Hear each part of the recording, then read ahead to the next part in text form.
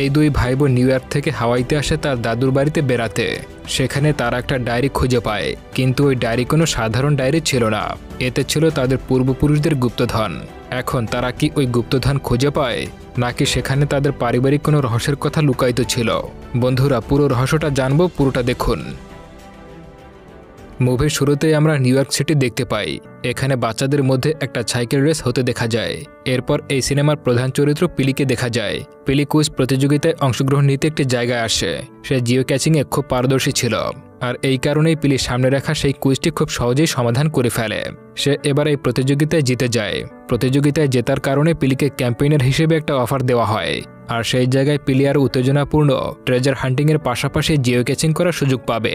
এরপর দেখা যায় পিলি, তার মা জেনিফার ও তার ভাই জ্যাক মিলে হাওয়াইয়ের একটা বাড়িতে চলে আসে। এই বাড়িটি হলো পিলির নানার বাড়ি। কিন্তু নিউ ইয়র্ক সিটিতে থাকা পিলি ও তার ভাই জ্যাক এমন গ্রাম্য পরিবেশ একদম পছন্দ করে না। এর সাথে দুজনে তাদের নানার জীবনযাত্রা নিয়েও কথা বলতে থাকে। এখানে দুই ভাই বোন একে অপরের সঙ্গে খুনসুটি করতে শুরু করে। এইসব দেখে জেনিফার দুজনকে বকা দেয় এবং তাদের দুজনকে এর জন্য ক্ষমা চাইতে বলে। কিছুক্ষণ পর জেনিফার তাদের দুজনকে নিয়ে পাশের বাগানে আসে। এই বাগানটি জেনিফার বাবার তৈরি ফার্ম হাউস ছিল। এই জায়গায় পিলি তার নানাকে দেখতে পায়। তার নাম হলো উইলিয়াম। কিন্তু উইলিয়াম তার নাতিদেরকে দেখে তেমন একটা খুশি হয় না। উল্টো জেনিফারকে বলে, তুমি কি তোমার বাচ্চাদেরকে হাওয়াইয়ান ভাষা শিখিয়েছ? ওদের দুজনের শরীরে তো হাওয়াইয়ানদের রক্ত বইছে, এজন্য ওদের এই ভাষা শেখা অত্যন্ত জরুরি। নানার এমন আচরণ দেখে পিলির আর জ্যাকের খুব খারাপ লাগে। এদিকে পিলি নতুন কিছু জানা বা নতুন জিনিস খোঁজাখুঁজি খুবই ভালো লাগে। তাই সে ওখানে থাকা একটা পুরনো বাস দেখে সেখানে দৌড়ে আসে। বাসটা তালামারা দেখে তার ভেতরে ঢোকার রাস্তা খুঁজে বের করে। পিলি সেই বাসের মধ্যে ঢুকে পড়ে। সেখানে অনেক সুন্দর একটা ছবি রাখা দেখতে পায়। সেখানে একটা পুরনো বইও খুঁজে পায়। বইটি খুলে দেখতে পায় এটা মকে লেখা। এখানে তোমাদেরকে বোঝানোর জন্য বলে রাখি, অনেক প্রাচীনকালে হাওয়াইতে একটা উপকথা প্রচলিত ছিল। গ্রাউন্ড আর রবিনসন নামের দুইজন লোক ছিল। তারা ছিল জলদস্যু। তাদের জাহাজ মগক নামের একজন বাবুর্চি কাজ করত।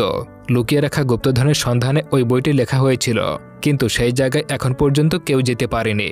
কিন্তু এই বইটি লেখা ছিল হাওয়াইয়ান ভাষাতে। এর জন্য পিলি বইটা ঠিক করে পড়তেও পারে না। কিন্তু ওই সময় তার নানাকে আসতে দেখে পিলি বইটা সাথে করে নিয়ে যায়। সেখান থেকে পালাতে গেলে পিলির সাথে তার বয়সী একটা ছেলের দেখা হয়ে যায়। তার নাম ক্যাসপার। ছেলেটি পিলির নানার এই বাড়ির পাশেই থাকতো। বইটি হাওয়াইয়ান ভাষায় হওয়ায় এটি পড়তে পিলির একটা ডিকশনারি দরকার ছিল।